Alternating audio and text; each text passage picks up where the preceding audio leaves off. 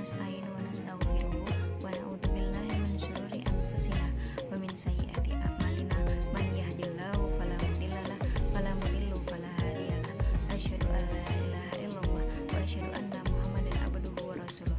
Allahumma sholli wa sallim wa barik alaihi wa ala alihi wa sahbihi ajmain. Amma ba'du. Perkenalkan, nama saya Devisa Priyana. Saya dari mahasiswa Stay Ibnu Sina Batam, jurusan Pendidikan Agama Islam semester 2. Video ini saya buat untuk memenuhi tugas UTS dari Pak Bayu Mujrimin MPD yang berkaitan tentang pembentukan akhlak dan faktor-faktor yang mempengaruhi pembentukan akhlak. Yang pertama adalah pembentukan akhlak. Membicarakan tentang pembentukan akhlak sama saja kita membicarakan tentang tujuan pendidikan, karena banyak para ahli yang mengatakan bahwa tujuan pendidikan adalah pembentukan akhlak seorang siswa, seorang santri, seorang murid. Ada sebagian para ahli yang mengatakan bahwa akhlak tidak perlu dibentuk dan diubah, karena itu termasuk bawaan dari lahir yang akan tumbuh dengan sendirinya walaupun tanpa diubah dan dibentuk. Namun ada pula yang berpendapat bahwa akhlak itu termasuk hasil dari latihan, pendidikan, asuhan, perjuangan yang keras dan kesungguhan. Dan menurut saya bahwa akhlak seseorang itu dapat diubah dan dibentuk. Seperti halnya orang yang jahat, dia tidak akan selamanya jahat. Begitupun dengan binatang buas. Binatang buas dapat dijinakkan dengan latihan dan asupan. Oleh sebab itu, usaha yang demikian merupakan kemauan yang gigih. Harus mempunyai kemauan yang gigih untuk mengubah akhlak yang buruk menjadi lebih baik. Harus kesadaran dari dirinya sendiri untuk membentuk akhlak yang baik tersebut, untuk membangun akhlak yang baik tersebut. Bagaimana dalam hadis, qala Rasulullah sallallahu alaihi wasallam, ittaqillaha haitsu ma kunta wa atbi'is sayyi'ata hasanata tamhuha wa khaliqin nasa bi khuluqin hasanin, rawahu Tirmizi, yang artinya bertakwalah kepada Allah dimanapun kamu berada. Iringilah keburukan dengan kebaikan yang dapat menghapuskannya, dan pergaulilah orang-orang yang berakhlak mulia. Rawahu Tirmizi. Akhlak seseorang bisa baik dan bisa juga buruk. Orang yang memiliki akhlak yang baik akan disebut orang yang berakhlak. Begitu pula orang yang tidak memiliki akhlak, dia akan disebut orang yang tidak berakhlak. Akhlak memiliki beberapa aspek, di antaranya ada hubungan antara manusia dengan Allah, ada hubungan antara sesama manusia, ada juga hubungan antara manusia dengan lingkungan. Hubungan antara manusia dengan Allah disebut adab terhadap Allah. Adab terhadap Allah, kita sebagai umatnya, sebagai hambanya, kita harus mengerjakan perintahnya dan menjauhi pula larangannya.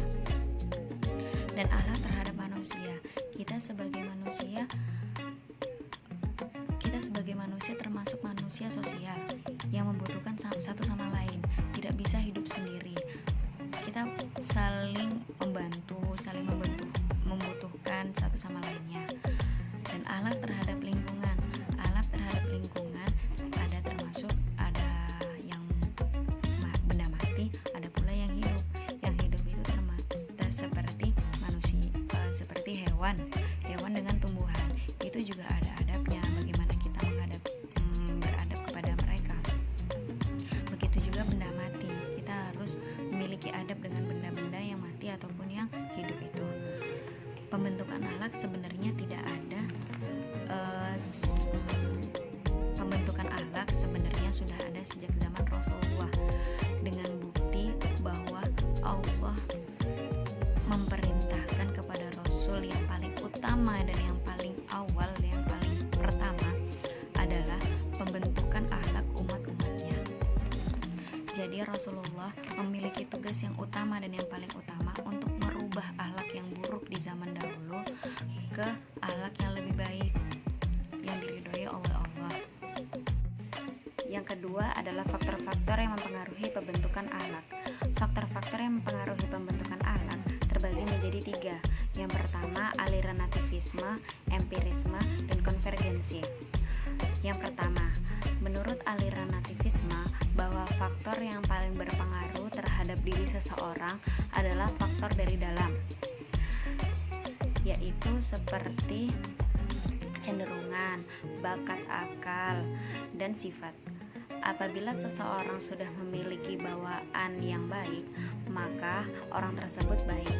Namun apabila bawaannya buruk, maka orang tersebut buruk.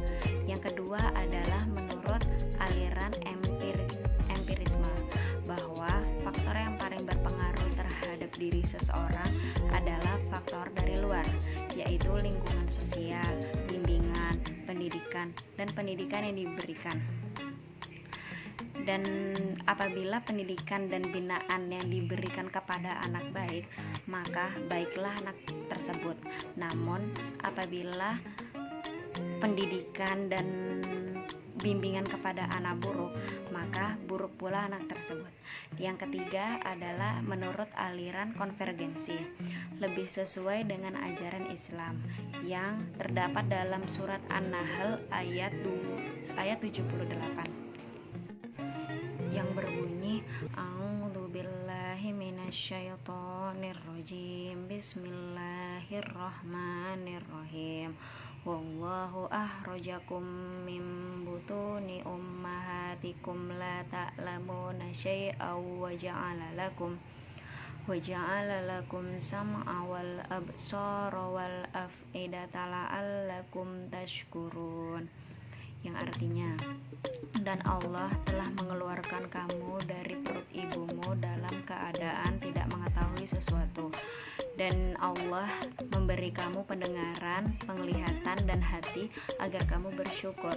Ayat tersebut memberikan petunjuk kepada manusia bahwa setiap manusia memiliki potensi untuk dididik, yaitu penglihatan, pendengaran, dan hati. Potensi tersebut harus disyukuri dengan cara mengisinya dengan ajaran dan pendidikan. Menurut Hamzah Yaqub, faktor yang mempengaruhi terbentuknya akhlak ada 2 faktor.